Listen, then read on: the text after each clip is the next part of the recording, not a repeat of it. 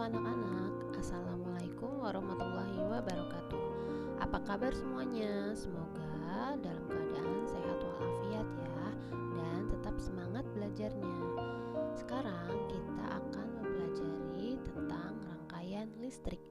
Materi kelas 6 semester 1, tema 3, subtema 1. Lihatlah lingkunganmu di malam hari. Cahaya lampu bersinar menerangi jalan, sekolah, dan rumah kita. Listrik telah mengubah wajah dunia. Tahukah kamu siapa tokoh yang berhasil menemukan mesin pembangkit listrik dan bagaimana lampu-lampu di rumah dapat menyala? Kita simak ya. Listrik mengubah wajah dunia. Di sini ada Michael Faraday, yaitu lahir pada tahun 1791 di Newington. Nah, di sini penemuan Michael Faraday menciptakan motor listrik pertama di dunia dan mengemukakan teori tentang pengaruh elektromagnetik yang kemudian dikenal dengan hukum Faraday. Dampak penemuan dalam kehidupan sehari-hari yaitu menjadi dasar pengembangan kelistrikan di era modern. Ayo kita perhatikan kamar Edo berikut ini. Di kamar Edo, benda-benda apa saja yang menggunakan listrik? Yap, betul. Di sini Edo menggunakan kipas angin, lampu, radio, dan lampu belajar. Ya, di sini Edo menggunakan benda-benda tersebut dengan sumber energi listrik.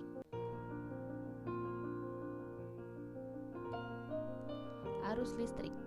Oke, kalian harus mengetahui tentang arus listrik dulu ya, yaitu gelombang elektromagnetik yang dapat merambat meski tidak ada media perantara yang terbentuk dari hasil perubahan medan magnet dan medan listrik yang terjadi terus-menerus. Rangkaian listrik yaitu susunan alat-alat yang dihubungkan dengan sumber listrik sehingga menghasilkan arus listrik. Alat-alat yang menyusun sebuah rangkaian listrik disebut dengan komponen listrik. Komponen-komponen listrik tersebut yaitu yang pertama, sumber listrik. Nah, sumber listrik itu benda yang menimbulkan arus listrik. Contohnya di sini ada akumulator, batu baterai, dan generator. Yang kedua, konduktor listrik, yaitu penghantar listrik yang paling mudah. Contohnya, di sini ada tembaga, besi, aluminium, kuningan, emas, baja, dan lain-lainnya. Yang ketiga yaitu alat listrik. Nah, alat listrik di sini ada saklar, ada stop kontak, dan colokan listrik. Contoh komponen listrik di sini ada baterai berfungsi menghasilkan listrik. Arus listrik mengalir dari kutub negatif ke kutub positif.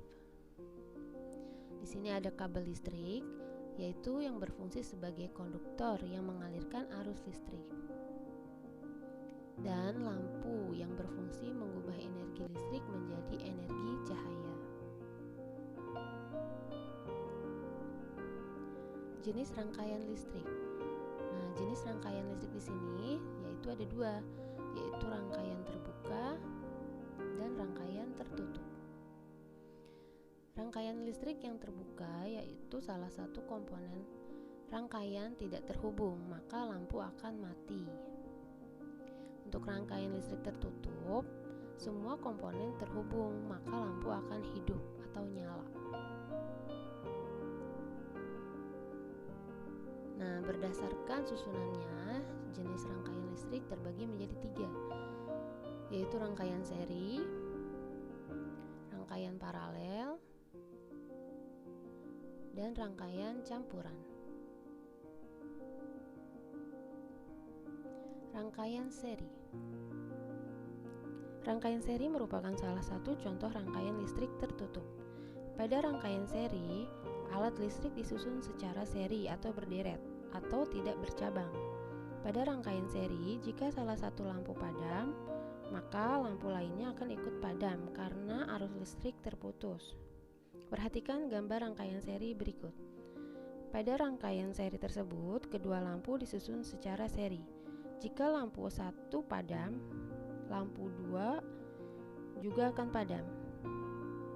Di sini ada ciri-ciri rangkaian seri. Yang pertama, disusun secara berderet, kabel tidak bercabang, arus listrik yang mengalir pada tiap komponen sama, hambatan lebih besar, dan energi yang diserap komponen makin kecil.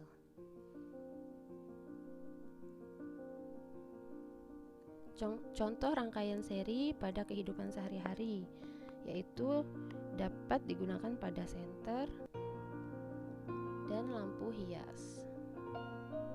Di sini ada lampu hias ya. Nah, lampunya di sini berderet. Nah, oke.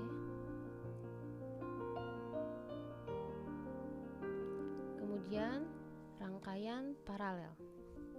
Rangkaian paralel adalah rangkaian listrik di mana alat-alat listriknya tersusun bercabang. Pada rangkaian paralel, jika aliran listrik ke salah satu alat listrik diputus, alat listrik yang lain belum tentu ikut padam. Oke, perhatikan gambar rangkaian paralel di bawah ini. Pada rangkaian tersebut, lampu 1 dan lampu 2 dipasang secara paralel, membentuk cabang.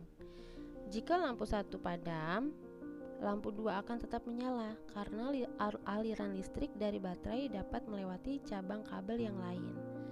Pada rangkaian paralel tersebut, setiap lampu mendapat tegangan listrik yang sama sehingga terang semua lampu juga sama.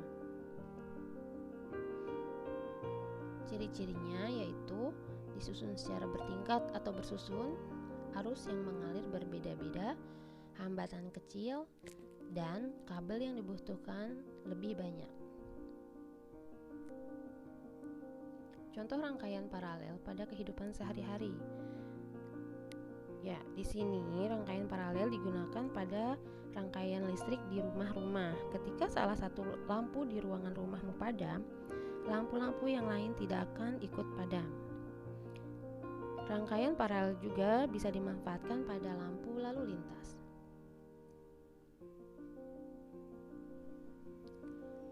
Selanjutnya, rangkaian campuran.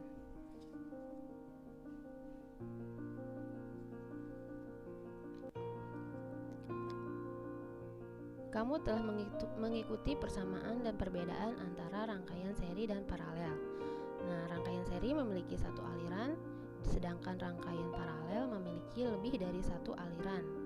Rangkaian listrik seri dan paralel dapat digabung membentuk rangkaian listrik. Nah, di sini disebut dengan rangkaian listrik campuran.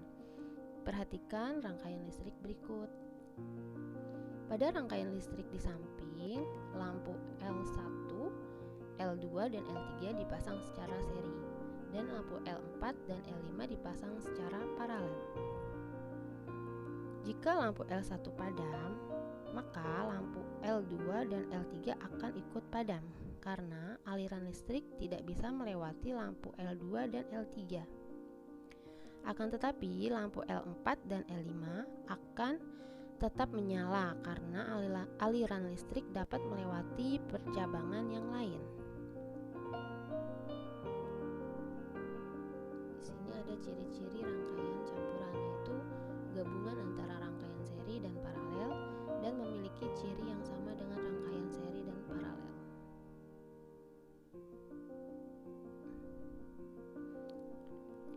Rangkaian listrik campuran juga dapat digunakan di rumah-rumah. Ada beberapa alat listrik di rumah yang sengaja dipasang seri dan ada juga yang dipasang secara paralel. Pada rangkaian seri, jika salah satu alat listrik dipadamkan, alat yang lain akan ikut padam.